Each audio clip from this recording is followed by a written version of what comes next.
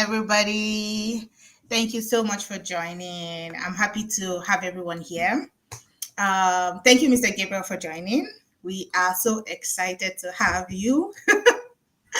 You're welcome. Yeah, you can tell from my excitement already. My name is Ireti Obafemi. I'm an immigration lawyer. And I'm the principal partner for Magnum Insights Immigration Inc.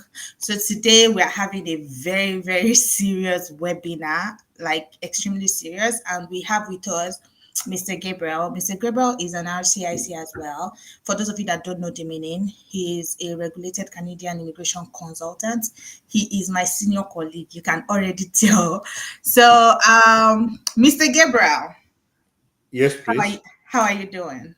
I'm good. I'm good. Okay, I don't want to speak for you, so please can you introduce yourself so our guests can know you? All right. Good afternoon and good evening, everyone. And I will start by appreciating. Thank you, Madam Ireti, for inviting me into this wonderful event. My name is Gabriel Ndyamukama. As Madam Ireti introduced me, I'm an RCIC. And I have some few experience about the topic which is going to be discussed today. Oh, nice. Thank you so much, Mr. Gabriel. You're So, welcome. yeah, without any further ado, we'll be diving into today's topic. So, today we'll be discussing asylum. Asylum is Canada is very popular with its asylum application compared to other countries. A lot of people come to Canada seeking protection. Some people probably just come regularly and change their mind and decide to seek asylum. And from our experience, we realize that the difference between a refusal and an approval is not because they don't have like legitimate reason to seek asylum. Sometimes it's just maybe a poor application, or because a lot of people jump into it without having good knowledge about it, without having a background about it. They didn't have anybody to tell them, or maybe they got wrong information from people. So today we decided to come together and shed more light on asylum, the process, how to make your application work, what will be looked out for, or what to make your application get approved. And I felt there was no better person to handle it than Mr. Gabriel. Mr. Gabriel is very, very reputable on asylum cases. Like, he has high rating, good approvals, and he's basically an authority in it. So we thought, okay, Mr. Gabriel should come today to discuss it, to explain it, and to advise us. So, Mr. Gabriel, I'm going to be yielding the floor to you to take over. All right. Thank you. Yeah, you are. Uh, Without wasting much time, I will just jump into the task by explaining the process, the meaning, and why do people lose their cases, and why do other people win their cases. So, an asylum seeker is a person who has fled his home country because of the fear. Either it can be the fear of his life or our life, of whatever reasons, what has happened to him in his home country. So it's a person who has run away from his home country for fear of his life. And we call it persecution. I will give you a few examples of the persecution. So the fear of life or the risk to his life can emanate either from political grounds. What do I mean by political grounds? It means the person tried to express his political opinion or did something in the arena of politics in his own country which offended the regime or the administration in his home country. For instance, a person in Nigeria can become a critic of the Nigerian government, and from his utterances, the politicians in Nigeria, especially the ruling class, can become offended And now they start looking for him. Now, in order to save his life, this person can decide to flee Nigeria, come to Canada in order to seek protection. So we say this person is seeking protection in Canada because when he tried to express his political opinion, then the politicians got agitated. That is one of the reasons. But another reason can be maybe sexual orientation. For instance, a person is gay or is lesbian, if it's a female, or sometimes bisexual, which can be male or female. And this is something which is not accepted in Nigeria according to the morality. And it's also illegal for a person to involve into homosexuality in Nigeria. So people, which means the society at large, do not approve his conduct or her conduct. And the government also does not accept it. So to save his life or her life, this person can decide to flee his home country and come to Canada to seek protection. Another reason can be for religious reasons. I'll give you an example of a country like Iran, where there is a state religion. In the state religion of Iran is Shia Muslims, but of Shia branch. So if a person who is a Shia converts to Christianity, then the government will be after him because you are not allowed to preach Christianity in Iran or to cross from Shia and become a Christian. You are only allowed to convert from Christianity to Shia Muslim. Otherwise, you will be in trouble. So such a person can decide also to flee the country and come to Canada or any other country in order to seek refugee. Other reasons also can include criminal activities. Criminal, of course, I will explain more, especially during the questioning decision, but here I'm just giving you the hints. Criminal activities, it's something which can be very rare in a country like Nigeria, but there are other countries like Mexico, whereby a person can be, become a target of the drug cartels. They start extorting money from him, and if he does not pay, they will kill him. So, in order to save his life, this person can also decide to run away from his home country. So, those are some of the examples of the persecution which can affect someone's life in his home country. And in order to save his life, this person can decide now to run away and come to Canada in order to seek protection. So, when this person now has this fear of persecution and has decided to travel to Canada, after arriving in Canada, he has two options in claiming asylum.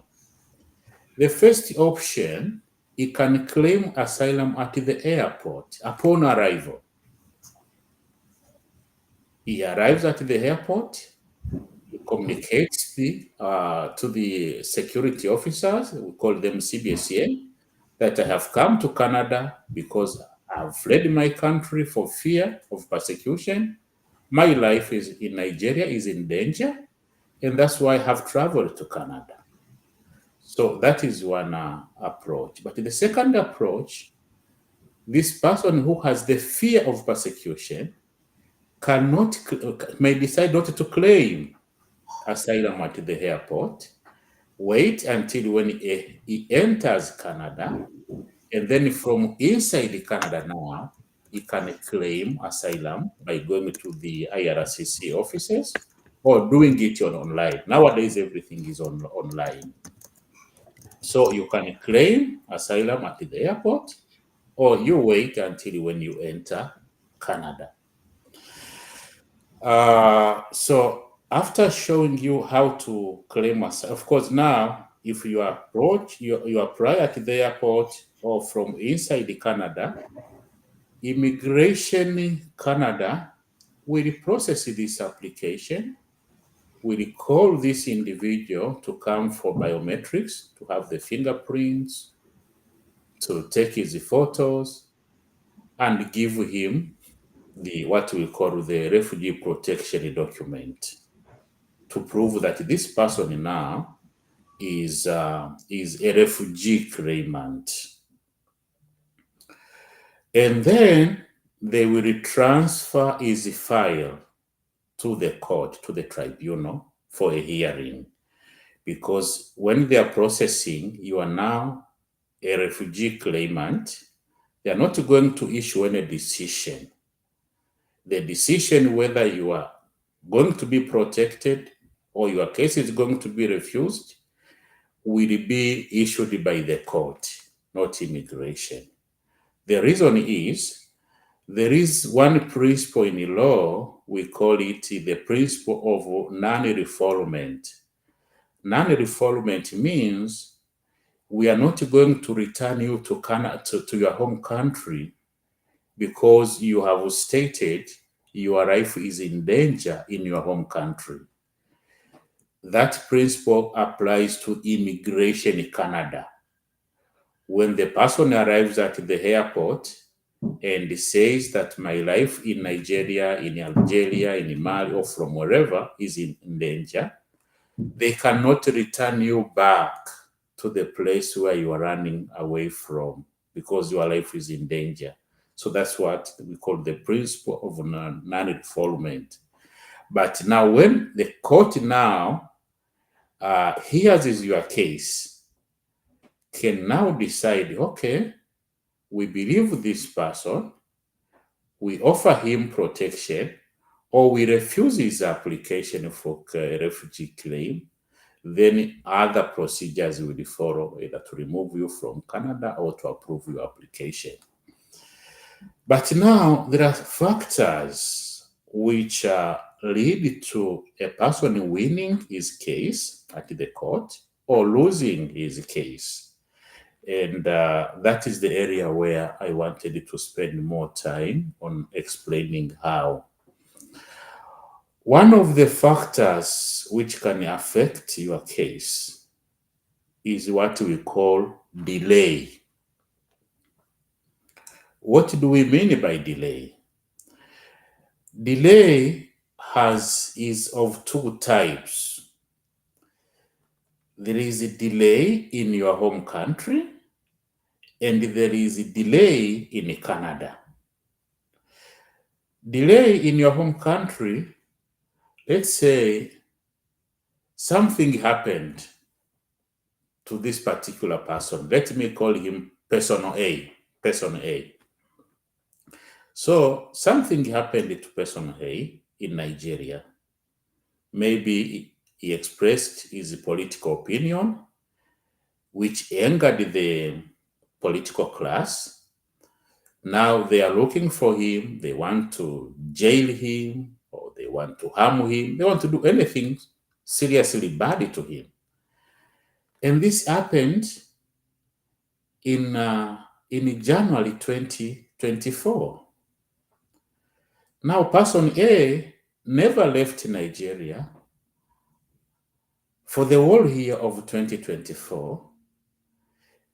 He comes now to Canada in December 2025 and says that my life is in danger because in January 2024, this is what happened. So now this always will affect the case in winning this case, because now the judge or the member, the appropriate name we use, will ask himself, Is this story credible? Because this is something which happened 24 months ago, and the person never left his home country. He traveled to Canada 2 years later. So that one can affect whether the allegations are legitimate, yet they can make the member or the judge doubt the credibility of your allegations. So that is the delay in your home country, which means you delayed to travel since when the predicament took place. Another delay is when you are already inside Canada. Person A had some problems in Nigeria in January 2024. He traveled to Canada in the following month, which is February 2024. But after arriving in Canada, he never claimed the asylum. He comes now to claim asylum in December 2025. So there is also an element of delay. The judge will ask himself, okay, if this person ran away from Nigeria in the month of February, but from February until December of the following year, that's when he came to claim refugee. So that also will affect the credibility of your allegations. So delay is one of the factors. But another factor is what we call state protection. Someone can have the allegations, very legitimate allegations, but he is coming from a state where the law and the law enforcement, they are acting properly. It's not a failed state. For instance, a person comes to Canada, there is no delay, she claims asylum, that I was experiencing domestic violence from my husband. Now, the judge will look at the country Nigeria. There are laws which safeguard the interest of women and their marriage. And then they say, okay, so if you had domestic violence, why didn't you go to report it to the police? You should have reported it to the authority, and your husband, was going to face the law. Why didn't you do that?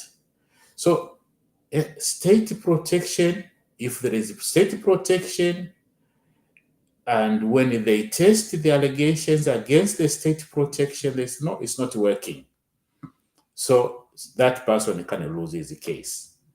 But there is another person from another country where there is no state protection. I gave you an example of Mexico. Some drug cartels can come after you if you are in Mexico. They say, from today, we know this is the salary which you make on a monthly basis, and we need you to pay us half of it every 10th of the month. If you go to report it to police, it will not help, because that's how things work in Mexico.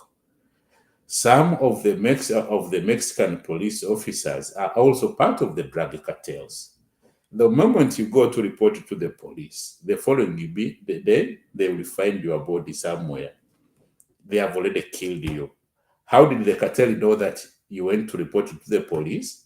It's because it's, cartels and the police system is just one system. They work together.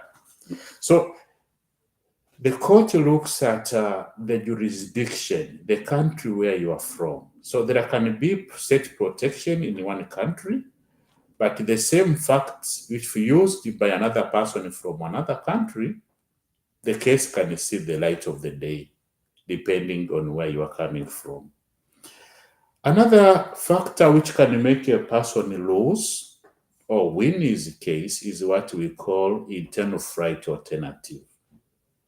What do we mean by internal flight alternative? In abbreviation, we call it IFA. It means If someone is living in Lagos, something happens to him, he has a room of moving to another place in Nigeria. For instance, he can move from Lagos and live comfortably in Port Harcourt without any problem. So that also is the factor. The judge can say, okay, we have heard your story. It's a very credible story, but we cannot offer you protection in Canada because this this event took place in Lagos. If you return back to Nigeria, but this time around you go to Port Harcourt or you go to Abuja, you will be safe. That's another reason. We call it internal flight alternative. Another reason why a person can lose his case is reavailment. We call it reavailment. A person comes to Canada, claims refugee at the airport, or claims refugee after he has entered Canada. The matter is sent now to court, and then he decides to travel back to Nigeria to say hi to his family members. So now the court will say, okay, wait a minute. You said your life in Nigeria was in danger. So why did you travel back? So that also can cause a person lose his case. And another reason can, on the same note of reavailment, we have seen people, especially our people from Africa, and in particular, I read about one guy. He was not my client. He came to Canada. He claimed a refugee. He was from Nigeria. He claimed a refugee. He said he was gay, and his case was approved. He applied for permanent residence. He became a permanent resident holder. And then he traveled back to Nigeria to get married. So now, and after getting married, he filed the spousal sponsorship application showing, which of course is supposed to show the photos, how did the marriage, how was the marriage conducted, how many people attended. The guy said, oh, more than 300 people attended. And then the court later, or the immigration in Canada found out, and they took the matter back to the court. Say, okay, this guy said he ran away from Nigeria because his life was in danger. But now, 2 years later, he traveled back to Nigeria. He got married in a very public space. More than 300 people were invited. So, is this person really a refugee? So now the court said, oh, this person has vacated his refugee status. So there are so many factors which can make a person lose or win his case. But now, as I said, I am going to be brief. I don't know whether I was brief or not. Now I leave the floor to Madam Ireti so that you can ask any question you want in respect of this topic of today. Thank you. Thank you so much, Mr. Gabriel. I wish I can just spark with you. This has been very, very, enlightening, and also for me, I find it really interesting. I have a few questions though. Okay. So you talked about application at the airport or inside Canada. Now, as a professional, where would you advise a client to seek asylum if they intend traveling into Canada? So they already have their visitor's visa or whatever visa they have, and they want to land in Canada. So where would you advise them to seek the asylum? Is it at the port of entry, or they should come into Canada first? My professional advice would be do not claim asylum at the airport. And I'll give you the reasons. At the airport, you don't have the legal representation. Yep. And whatever you say, it will be noted Yep. and it's going to work against you Yep. in the future, in the case. So, the best place to claim asylum from is when you have already entered Canada, not at the airport. Okay. Mr. Gabriel, thank you for that. I think you actually answered it the way I thought would be the answer. Personally, I would also advise that you seek asylum after you've arrived in Canada. That's because you should have spoken to a professional. Asylum application is really delicate. It's not something you want to jump into. It's not something you speak to one person. Maybe you have an aunt, the aunt advised you, you have a friend, it's better to seek professional advice, legal advice first. They need to help you. So in as much as you have a fear of persecution, it could actually be a valid fear of persecution. But upon arrival and collecting that form and seeking asylum, whatever you've written down, you might have written down your story in such a way that it is not even convincing, even though you have a valid reason to fear persecution. But once you speak to a lawyer or a consultant, you get a legal rep to help you. They fleshing up what you are trying to write. Like they write it in a way, they put it forward in a way that they are good with these things already. So personally, I would advise that you arrive in Canada before you seek asylum. If you come into Canada, you have residency. So you have residency for like 6 months. Although I don't advise you to stay 6 months before you can seek your asylum, obviously. But in that period, you will get the professionals that would help you. They will fleshing it up. They will give you the good advice because whatever you write at the port of entry will be used against you. And you cannot change your story. That's the problem. I've spoken to Mr. Gabriel before, and he was like, personally, he doesn't even like taking the cases of people that already sought asylum at the airport because now you already have a story that you've given to them and he has to work with your story. Do you understand? So it makes it a little bit hard. You can't change your story anymore. So that's a good one.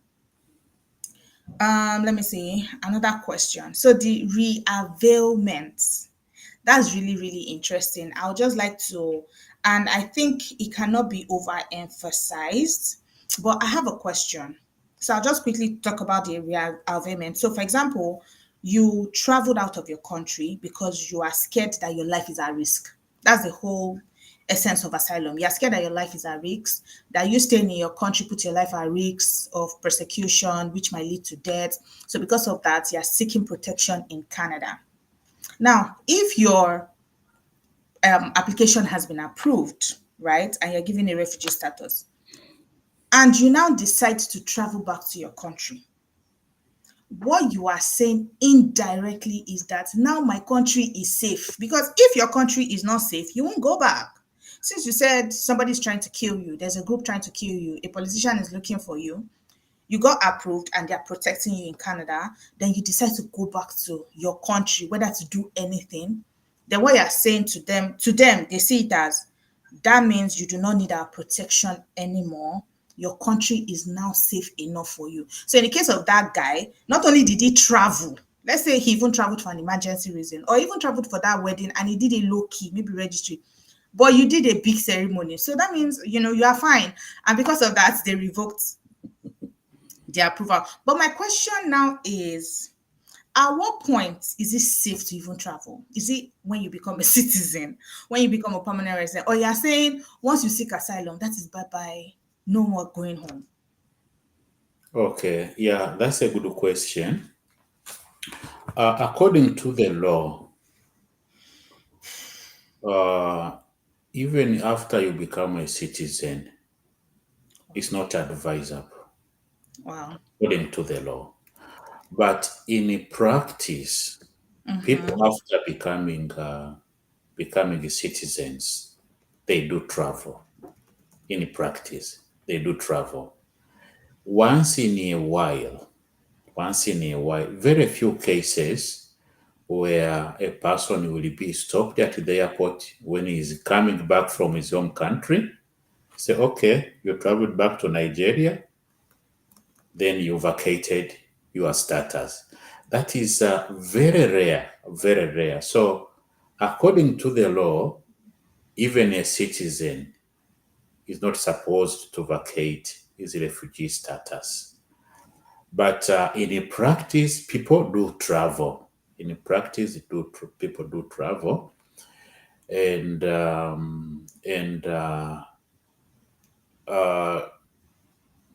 I wouldn't advise this because it's unethical.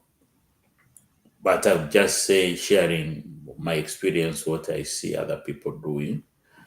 Other people do travel to their home countries even before they become citizens, but they don't go directly to their home countries.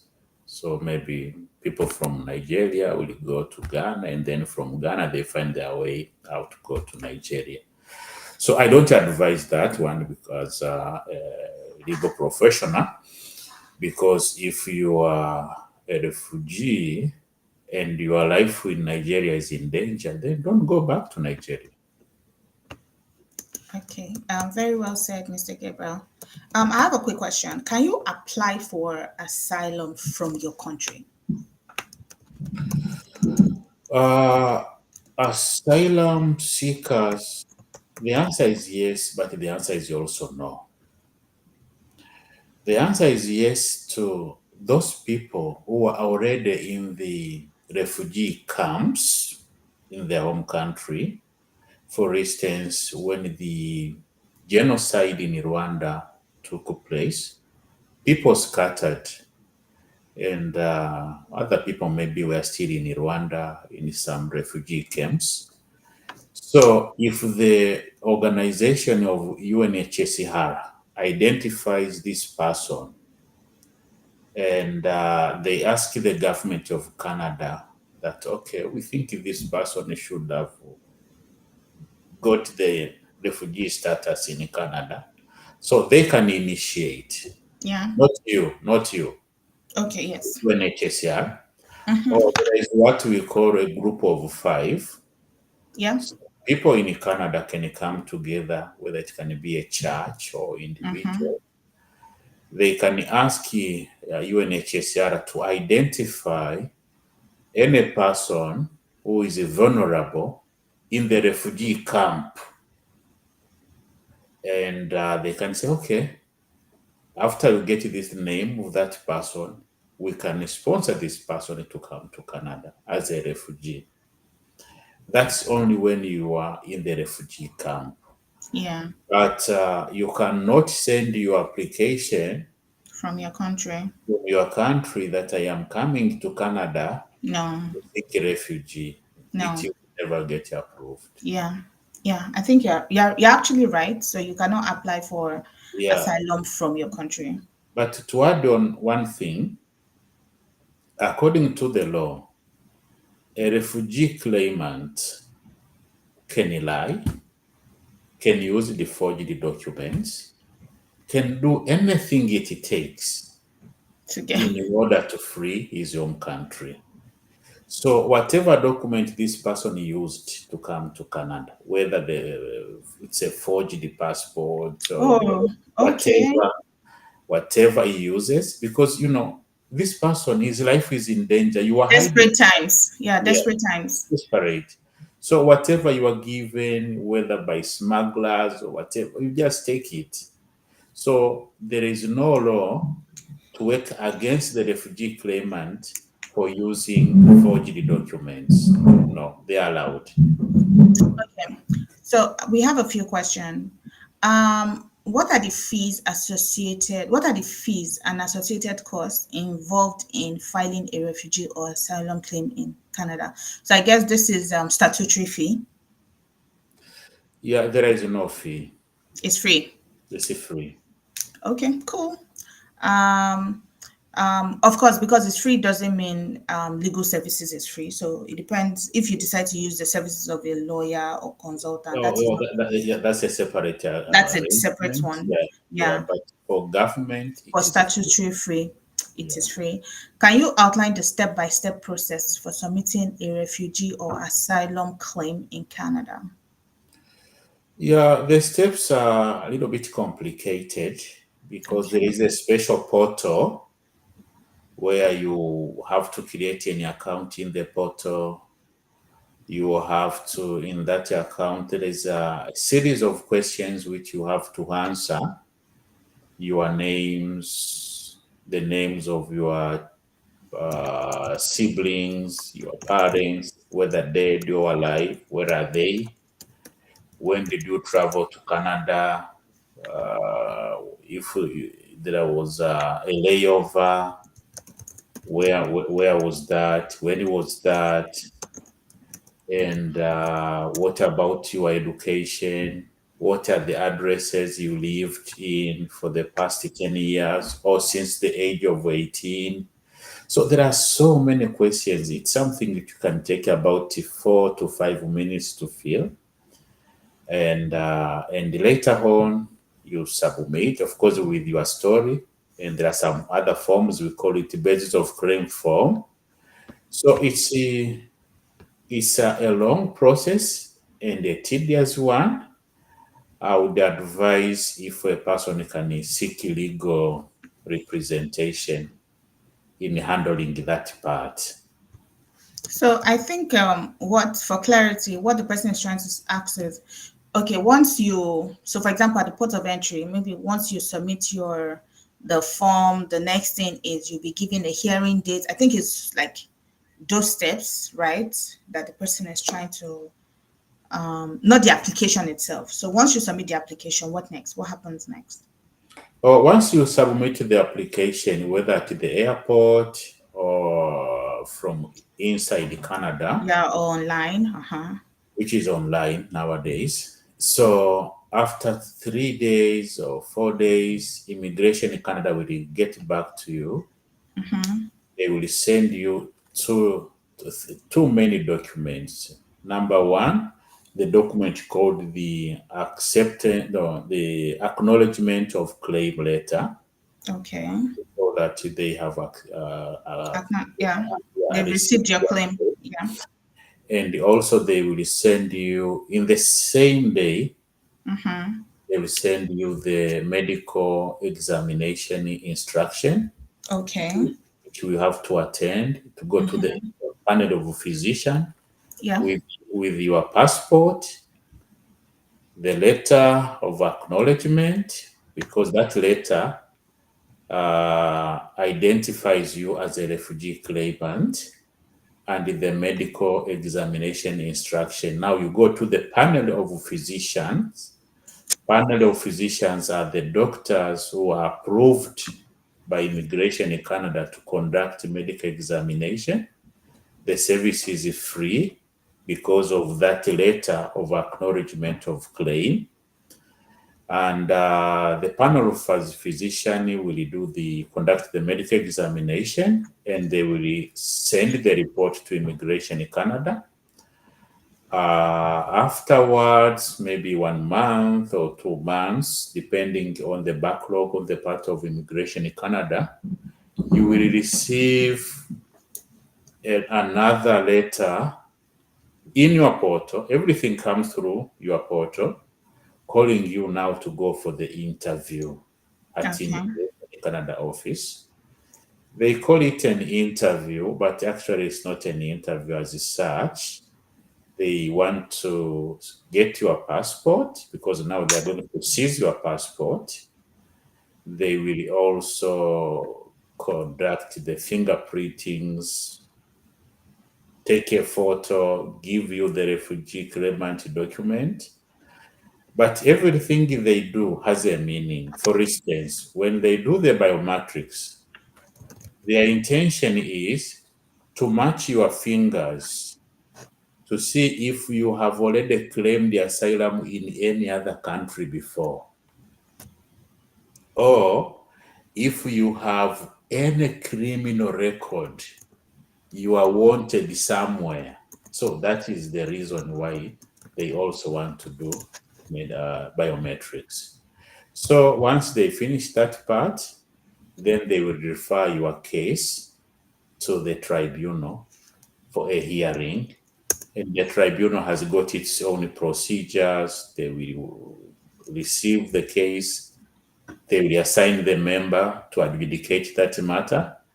And when the time comes, you will be called for the hearing. Okay, thank you, Mr. Gabriel.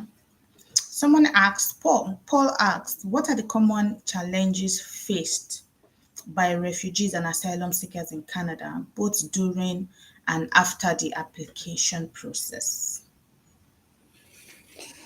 I wouldn't call them challenges really. The major challenge I always see is that people do not seek legal representation. They just communicate between one another in their community, and they get misinformation. That is the major challenge which I always see, because people do not go straight to the professionals. And going by the street talk, it will definitely affect your case. That is number one. But in terms of challenges, not because you are a refugee claimant, because now that letter, the acknowledgement of claim letter, gives you an opportunity to get medical treatment. It's like your insurance, health card. It's like a health card. So whenever you are sick, you use the same document to attend, to go to any hospital or work in a clinic, and you will be attended to free of charge. You already have they will give you the work permit. You can, and this is not a closed work permit. It's an open work permit. So the challenges which the person will face are the similar challenges which other people in Canada face, not specifically because this person is a refugee claimant. I wonder if that's Yeah, that's what you wanted to know. yeah. So I have just maybe like two questions and we'll be done. I wanted you to shed more light on the support system available to asylum seekers inside Canada. So I'm aware that they get work permits, right? Well, Yes. while their cases are still, processing and a decision hasn't been made yet, they get work permits, meaning they are now able to work like normal Canadians. Some of them are given accommodation. Mm. So I'd like to also know: is there everybody that gets accommodation, or there is a requirement? I'm aware some of them get legal aid. I'm asking so many questions. Mm. Is it advisable for those that cannot afford legal services to go for legal aid? Is that advisable? Then for the children, of course, the kids are eligible to free education as well in Canada if they are in elementary or high school, but not college. But for the children, do they also get benefits like Canadians? The regular benefits where they give them income, money for the children and stuff like that. So I just want to ask, so what are the support systems that are available to asylum seekers? Okay, thank you for your question. Uh, there are some accommodation which I tried to avoid, Okay. and the reason why I do not want to talk about it, our people from Africa. I'm not talking about Nigeria. I'm from Tanzania, and some people from other parts of Africa, when they know that, okay, I can get this, I can get this, I can get this, They now abuse it. they become lazy. They become lazy. One of the assistance a person can receive is the social assistance. Here for instance, a person comes to Canada, he claimed a refugee, and now he has received the letter of acknowledgement of claim. He can use that letter to apply for social assistance. All he needs to do is to go to the bank, open a bank account, because now he has the letter from the IRCC. IRCC that this person is a refugee claimant. You will open a bank account and you go online, apply for social assistance. They are being paid on monthly basis, 733 or 35 every month. So majority of our people from Africa, when they get paid this money, they don't even bother to look for jobs. That's the main problem. But the problem does not end there. You find this is a person who is married, he left his spouse back home. So when he wins his case, he is now entitled to apply for permanent residence. But now, because he is receiving this government assistance, Benefit, yeah.